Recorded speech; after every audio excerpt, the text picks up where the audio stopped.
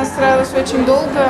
Я ждала этот турнир и за неделю уже начала настраиваться на игры.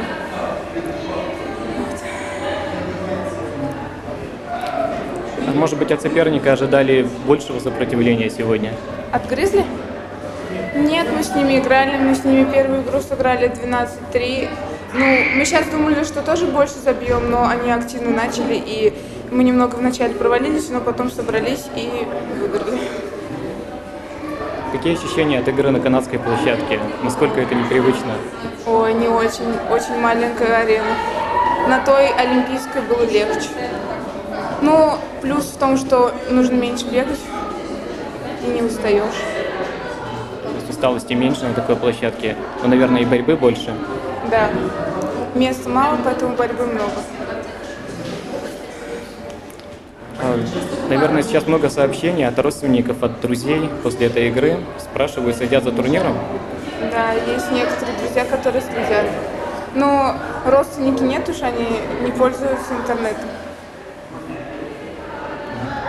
А с соперницами знакомы с Гризли? Ну, мы с ними первый этап играли, но я там никого не знаю. А так я знала примерно, какой это соперник и как с ним играть. Какие вообще впечатления от начала турнира, может быть, вот от вообще пребывания здесь, в Курганово, пригороде Екатеринбурга? Ну вот, перед северянкой у всех адреналин бушевал. Первый этап им же проиграли 5-0, и когда мы их выиграли 1-0, ну хоть и так мало, но выиграли, потому что 2 очка есть 2 очка, мы были очень рады. Представляю, какая радость творилась в раздевалке после этой игры.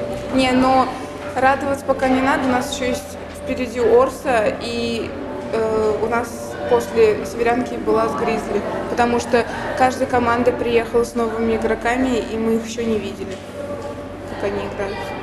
То есть завтра будет день сюрпризов, можно сказать. Нужно...